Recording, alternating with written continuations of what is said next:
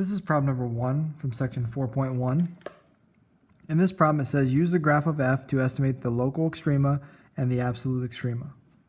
So let's just define what the local extrema are and what the absolute extrema are. So the local extrema is the top of a peak or bottom of a valley, but not the highest or lowest on the graph.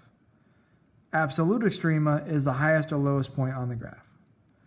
So sometimes you're going to have graphs that don't have any absolute extrema because those graphs tail off onto infinity in either direction. So there is going to be no highest or lowest point.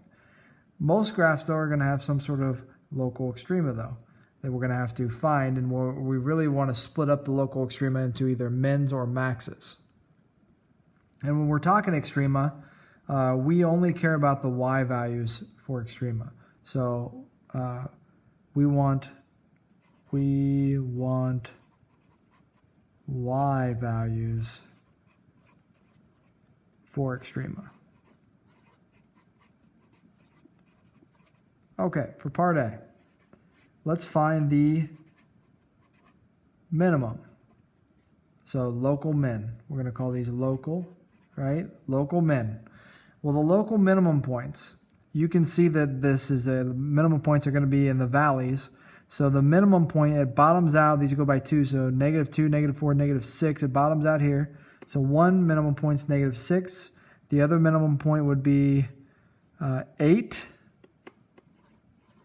The maximum points then for the local maxes is going to be this is 14. This is the peak, right? 14. And the other peak is 16.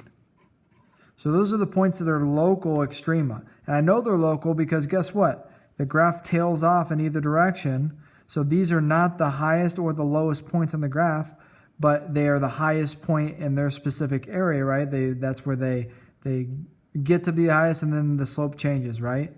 So that's the peaks and valleys in the graph. Now we're going to look at part B for absolute extrema, and I just said that this tails off in either direction toward positive infinity in y values and negative infinity. So because it's tailing off in either direction, we would say no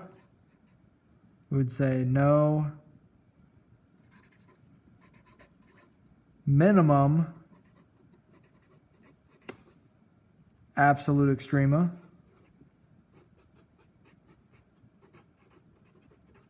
and no maximum